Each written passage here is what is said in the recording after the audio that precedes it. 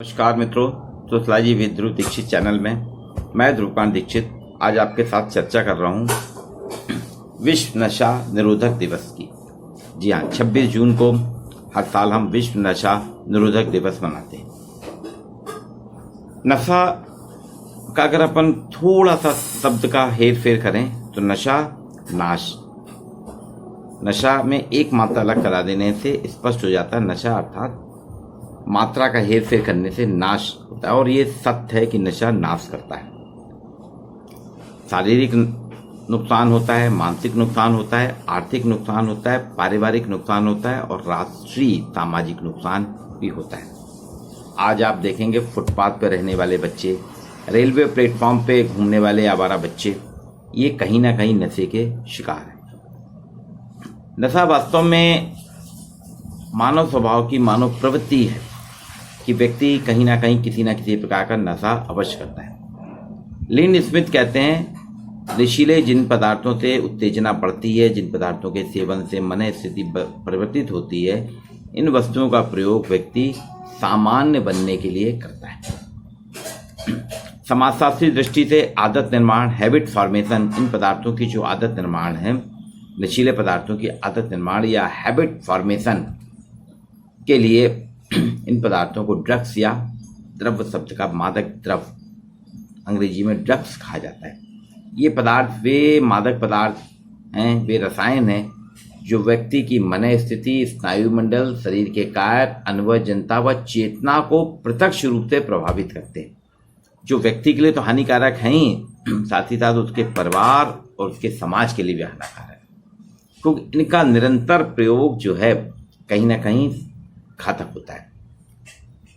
आज कई प्रकार के नशे हैं। एक चीज आपने सोचा होगा, कई बार हम सोचते हैं कि जिस व्यक्ति के पास खाने के लिए 2 जून की रोटी नहीं, वो नशा कैसे करता होगा, क्योंकि नशीला पदार्थ सस्ता तो मिलता नहीं, कोई फ्री में तो बांटता नहीं है।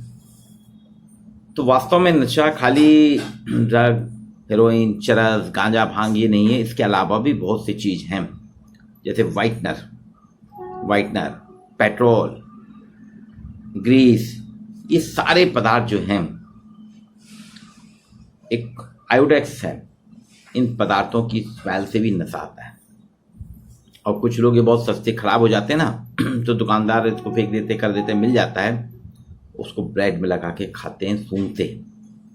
ये भी नशा है। तो नशे के अनगिनत प्रकार है। हर वह चीज जिसकी आपको लत लग जाए नशा कराता है। आजकल आपने देखा होगा बहुत सी चीजों की लत लगी हुई है, ये भी नशा है। हमारे देश के माना जाता है ना कि बच्चे, युवा जो हैं देश का भविष्य है, उनके हाथ में देश सुरक्षित है, लेकिन यही युवा प्राणी जो है, हमारे युवा जगत जो है, नशे में गिरफ्त होता जा रहा है। आपको कई जगह मिलेंगे, इंजेक्शन मिलेंगे, बहुत इंजेक्शन मिलेंगे, वहाँ कुछ ड्रग्स मिलते हैं जो इंजेक्शन के माध्यम से शरीर में इंजेक्ट किए जाते हैं। शराब की बोतलें तो हर जगह मिलती हैं, शराब की खाली बोतलें आपको हर जगह मिलेंगी, और आपको ताज्जुब होगा, छोटे छोटे बच्चे जिनके अभी खेलने कूदने की उम्र है, वो सिगरेट के सुट्टे मारते हुए नजर आते हैं। और थोड़ा और बढ़ने पे उसमें गांजा भी शामिल हो जाता है, और उसके बाद आगे कुछ मेडिकल स्टोर से दवाइयाँ भी लेते हैं। ये मादक द्रव्य व्यसन है। इसके लिए सुखमय जीवन जीने के लिए जरूरी है कि हम नशे से दूरी रखें, लेकिन धीरे धीरे पूरा समाज नशे की गिरफ्त में आता जा रहा है, और नशा जीवन का नाश करता है, जीवन का, परिवार का, समाज का नाश करता है। और मादक द्रव्य व्यसन जो है, उसमें एक पदार्थ जो रहता है, केमिकल रहता है, वो क्या करता है, जैसे अगर आपने एक बार लिया तो शरीर में तीव्र इच्छा होती है, फिर वो हमारी आवश्यकता बन जाती है, और व्यक्ति उसको पाने का, बार बार पाने का प्रयत्न करता है, और उसकी खुराक की मात्रा जो है वो धीरे धीरे उत्तरोत्तर उसमें बढ़ती जाती है, वृद्धि होती है, और पूरा का पूरा इन पदार्थों पे मानसिक और शारीरिक निर्भरता हमारी हो जाती है। अगर आप इसके चपेट में आ गए, शुरू में तो लोग इसको क्या करते हैं, आनंद के लिए, कि आनंद आ रहा है, अमोद यात्रा है, ट्रिप में जा रहे हैं एक आनंद की, इसलिए प्रयोग करते हैं, लेकिन फिर धीरे धीरे वो मानसिक और शारीरिक रूप से उस पर निर्भर हो जाते हैं। और आज स्थिति ये है कि अगर इसको बंद भी करते हैं अगर चिकित्सक की देखरेख में बंद करते तो ठीक है, अगर चिकित्सक की देखरेख में बंद नहीं करते हैं तो हमारे शरीर के संचालन में भी बाधाएं उत्पन्न हो जाती हैं। वास्तव में जब व्यक्ति किसी चीज पे किसी पे डिपेंडेंट हो जाता है, उस पर पूरी तरह निर्भर हो जाता है, तो उसे हैबिचुएशन कहते हैं, आदी होना कहते हैं कि हम उसके आदी हैं। मैंने 1990 के दौर में रानी दुर्गावती विश्वविद्यालय में पीएचडी की थी, विद्यार्थियों में नशीले पदार्थों का सेवन।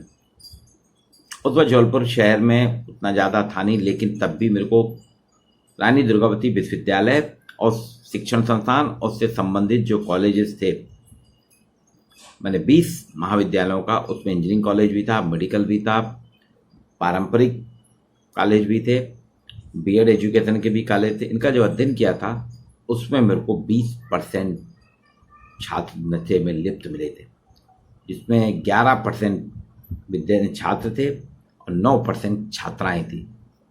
आज ये आंकड़ा अगर अभी विधिवत अध्ययन किया जाए तो ये 20% का आंकड़ा लगभग 50 से 60% होगा।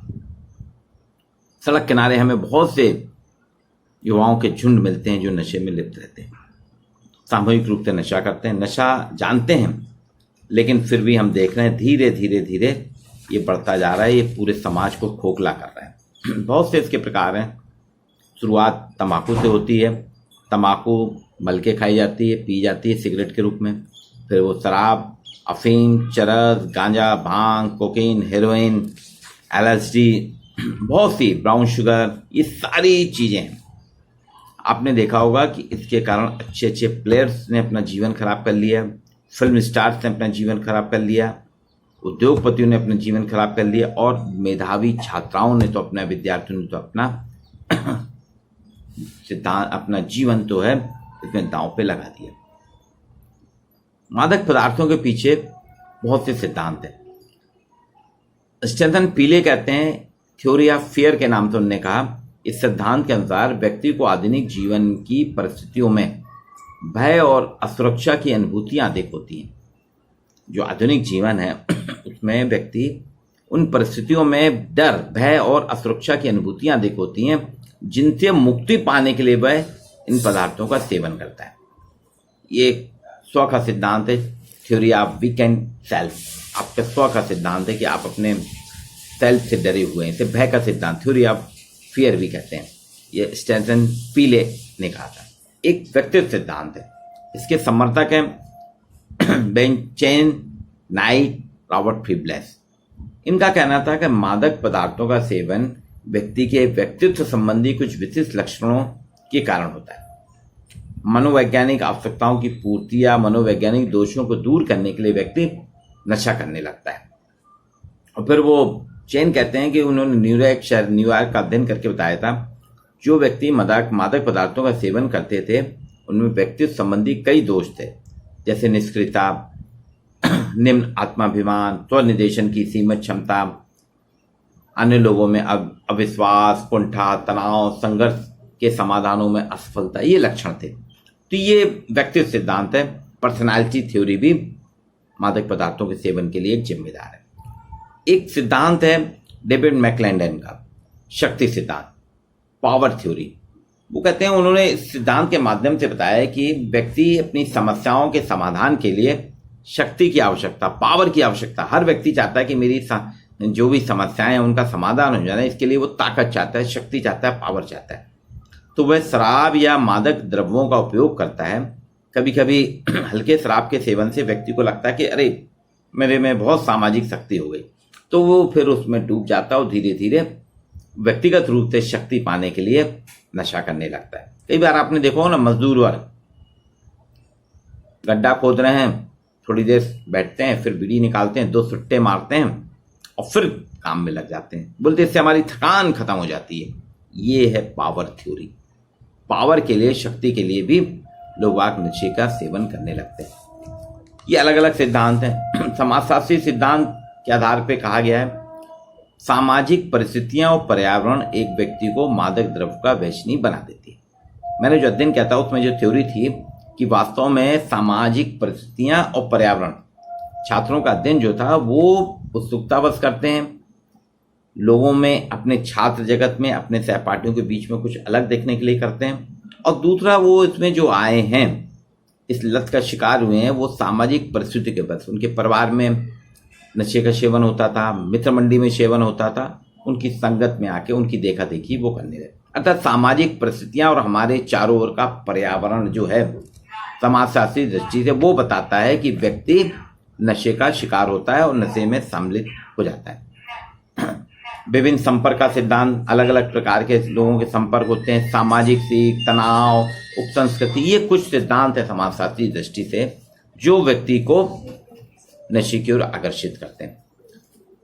विभिन्न संपर्क, थ्योरी ऑफ डिफरेंशियल एसोसिएशन, तो सदरलैंड अमेरिकन समाज अपराध शास्त्री हैं जो समाजशास्त्र के, क्रिमिनोलॉजी के अपराध शास्त्र के, समाजशास्त्र में भी उनकी थ्योरी है और अपराध शास्त्र के तो प्रणेता हैं सदरलैंड। वो भी कहते हैं एक व्यक्ति जब मादक पदार्थों का सेवन करने वाले अन्य व्यक्तियों के संपर्क में आता है, उनके साथ उठता बैठता है, तो वो उनसे मादक द्रव्यों का सेवन करना सीख जाता है और वो भी व्यसनी बन जाता है।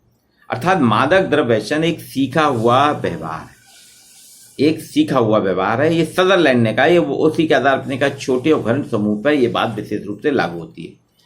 ये सदरलैंड की थ्योरी की मादक द्रव्य व्यसन एक सीखा हुआ व्यवहार है। वहीं सामाजिक सीख का सिद्धांत, थ्योरी ऑफ सोशल लर्निंग जो है, इसके तहत एकर्स और बर्जेस कहते हैं कि उन्होंने कहा ये सामाजिक सीख का सिद्धांत है, सोशल लर्निंग थ्योरी है। वो तो इसमें लोगवाक प्रबलीकरण, मतलब मादक द्रव्यों की सुखद अनुभूति होती है, इसके कारण लोगों में एक सुखद, वो सीखना चाहता है, ये सीखने का सिद्धांत है।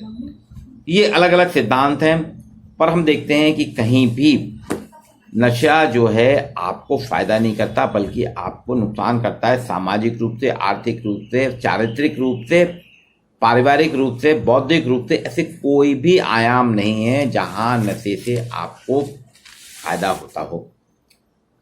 एक अभी मैं पढ़ रहा था, न्यूज आई थी कि मध्य प्रदेश की 32% आबादी आज भी, अभी परसों नरसों पेपर में आया था, 32% आबादी के पास में मोबाइल फोन या टेलीफोन जो उपलब्धता नहीं है, वो इससे विहीन है। 32% आबादी हमारी संचार साधन का सबसे सशक्त माध्यम, जो कि ऑनलाइन सर्विसेज हमारी हो रही हैं, आपके लिए फोन एक अनिवार्यता बन गया, विलासिता की वस्तु नहीं, एक अनिवार्यता बन गया, जरूरत की चीज। जिस तरह से आपके पास पैसा जरूरी है, उसी तरह से मोबाइल फोन होना जरूरी है, लेकिन 32% आबादी के पास मोबाइल फोन ही नहीं है, लेकिन वो नशा कर रही है। मोबाइल फोन नहीं है लेकिन नशा कर रही है, नशा कर रही है, मोबाइल फोन नहीं है, ये एक बड़मना है। मतलब नशा जरूरी है, लेकिन अपनी दैनिक आवश्यकता के लिए जो मोबाइल फोन है, वो मोबाइल फोन जरूरी नहीं है। तो जो 26 जून को विश्व नशा निरोधक दिवस मनाया जाता है, उसका मूल कारण ये है कि आप जन जागरण करा जाए कि नशे की गिरफ्त में जो आ गए उनको वापस लाया जाए, सामान्य जीवन की ओर नशे से दूर किया जाए, क्योंकि धीरे धीरे युवाओं के साथ साथ वृद्ध युवा सभी इसमें शामिल होते जा रहे हैं। तो कई नशा मुक्ति केंद्र चलाए जा रहे हैं। किरण बेदी जो दिल्ली की एसपी थी, उन्होंने तो बहुत सेंटर चलाए थे दिल्ली में, नवजीवन संस्था है उनकी, नशा मुक्ति केंद्र चला रही है, जिसमें उपचार भी किया जाता है, एडवाइस भी दी जाती है, जन जागरण किया जाता है, काउंसलिंग शिविर किए जाते हैं। आजकल तो ऑनलाइन काउंसलिंग भी हो रही है, कई सेंटर हैं, डॉक्यूमेंट्री फिल्म बनी है, पेपर, समाचार पत्र सभी चीज कर रहे हैं। लेकिन जब तक जन चेतना व्यक्तिगत चेतना में कन्वर्ट नहीं होगी, लोग नशे से दूर नहीं होते। तो इस विश्व नशा निरोधक दिवस जो 26 जून को मनाया जा रहा है, 26 जून को मनाया जाता है, इसमें हम सभी को प्रेरणा लेना चाहिए। हम सभी को ये करना है, हम अपने आसपास जो भी हमारे परिचित में अगर कोई नशा कर रहा है, तो हम ये संकल्प लें कि हम उसको नशे से मुक्त कराएंगे और जीवन को सुखी